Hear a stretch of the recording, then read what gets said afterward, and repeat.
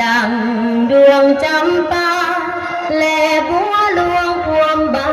นซื้อเพียบอายน้องเดียวกัน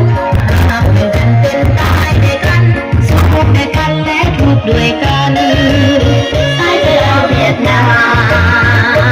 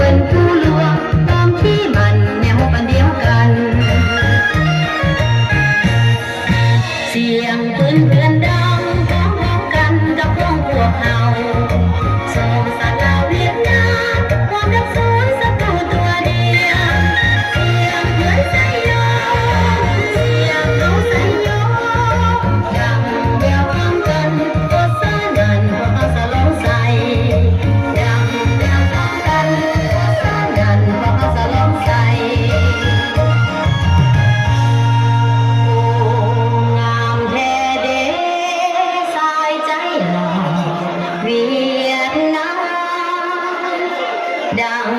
ดวงจำปาและบัวหลวงบ้านดอนซื้อขอเสียงกันนิดเดียวครับเปียบอายเดินแต่ขวางรถพ่อเมียเดียวกันเป็นตายด้วยกันสู้ด้วยกันและถูกด้วยกันสายดาวเวียดนามสายดาวเวียดนาม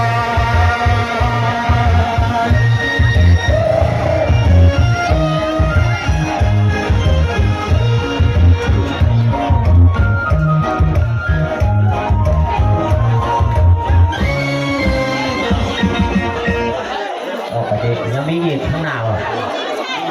แล้วจะไหนอาจารย์เกบอกยังมีข้างหน้าว่ะพรเราจะไหนโอ้ยเข้าใจเลยโอ้รอเลยผู้สาวแอบรอเอาจะมันเข้าไปข้างหน้า